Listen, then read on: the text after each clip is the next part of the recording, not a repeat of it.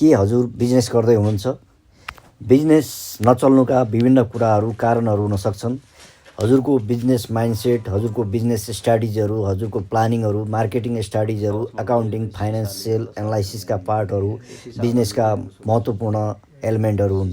यदि हजुरले यी एलिमेन्टहरूको राम्रो व्यवस्थापन गरिरहनु भएको छ, म्यानेजमेन्ट राम्रोसँग गरिरहनु भएको छ भने हजुरको बिजनेस सक्सेसको लागि एकदम हेल्प गर्दछ। तर कहिलेकाहीँ हामीले हरेक कुराहरू सेल्सम्यान, मार्केटिङ, म्यानेजर, त्यसपछि फाइनेन्स, एकाउन्टिङ हरेक कुराहरूलाई राम्रो गरिरहेका छौँ, तर पनि हाम्रो बिजनेसमा कस्टमर आइरहेका हुँदैनौँ। कस्टमर नआउनुको विशेष कारण रहन्छ र कस्टमर आइरहनु भएको छ भने उधारोमा जान सक्छ र हामीले बिक्री वितरण गर्ने प्रोडक्ट तथा सर्भिसहरूको चाहिँ लङ टर्म एसेट्सहरू क्रिएट गर्न सकिरहेको छैन, सेल्समा ग्रोथ गर्न सकिरहेको छैन र राम्रोसँग हामीले cash flow, liquid cash flow पनि भएको छैन र हाम्रो लिक्विड क्यास फ्लो राम्रो नहुँदा बिजनेसको ग्रोथ र फिक्स प्रोफेसनमा स्थिरता ल्याउनको लागि लङ टर्म एसेट्सहरू, नेटवर्थहरू बिल्ड गर्नको लागि प्रब्लम भइरहेको हुनसक्छ अथवा हजुरको नाफामा कमी भइरहेको हुनसक्छ। हजुरको सेल्स त हुन्छ तर प्रफिट हुँदैन। यी विभिन्न मार्केटिङका, सेल्सका र बिजनेसका विभिन्न टर्म्सहरूमा चाहिँ हामीलाई कुन कुराले प्रब्लम दिइरहेको छ?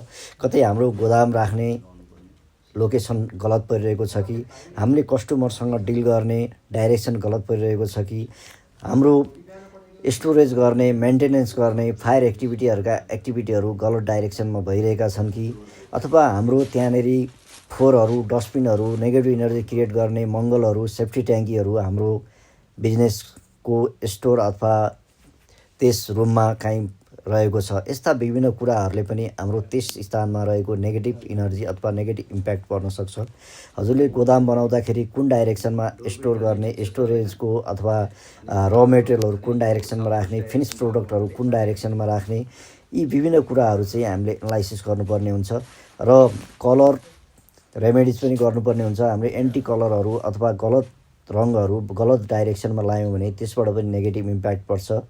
वाटर एलिमेन्टको ठाउँमा फायर, फायरको ठाउँमा वाटर, यस्ता अर्थ एलिमेन्टहरू, वाटरको एन्टी एलिमेन्टहरू हुन्। यस्ता एक्टिभिटीहरू भएका क्रियाकलापहरू पनि भइरहेका छन् भने त्यसले पनि हाम्रो अपर्च्युनिटीमा, ग्रोथमा, कस्टमर आउने कुरामा, लिक्विड क्यासमा, नेटवर्थमा, बिजनेस प्रफिटमा धेरै कुरामा प्रभाव पर्ने गर्दछ। त्यसैले हजुरले बिजनेस गर्नु अथवा बिजनेसमा बस्नु ठुलो कुरो भएन। बिजनेसमा हजुरले बिजनेस पसल खोलेर जो पनि बस्न सक्नुहुन्छ अथवा खोल्नुहुन्छ, तर बिजनेसभित्र हामीले विभिन्न कुराहरू फाइनेन्स, मार्केटिङ, प्लानिङ, स्ट्र्याटेजी र लङ टर्मका गोलहरू हामीले क्रिएट गरेर कस्टमर कसरी बढाउने, हाम्रो फाइनेन्सियल र एकाउन्टिङ कस्तो किसिमको अहिले स्ट्याटस छ, हाम्रो कस्टमर, रिपिट कस्टमर कतिको आइरहेका छन्, त्यसबाट फेरि माउथ पब्लिसिटी कति भइरहेको छ, मार्केटिङ कतिको बढिरहेको छ, हामीले डिजिटल अहिलेको समय डिजिटल युगमा कतिको डिजिटल प्रविधिहरूलाई प्रयोग गरिरहेका छौँ र फिडब्याकको कुरामा लिएर ती फिडब्याकहरूलाई कसरी इम्प्रुभ गरिरहेका छौँ।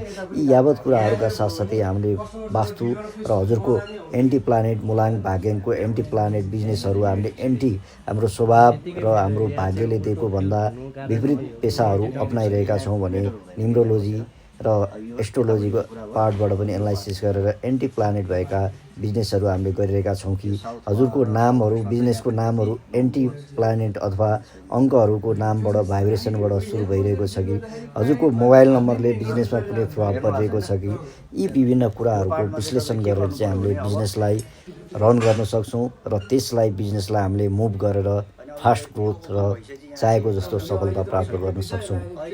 हजुरले यी सबै कुराहरूलाई एनालाइसिस गरेर मिलाएर राम्रोसँग बिजनेस गर्नुभयो भने हजुरले चाहनुभएको जस्तो एक्सपेक्ट गर्नुभएको अनुसारको बिजनेस ग्रोथ र सक्सेस हुनसक्छ। हजुरको दिन शुभ रहोस्। जय होस्। ओम नमः शिवाय।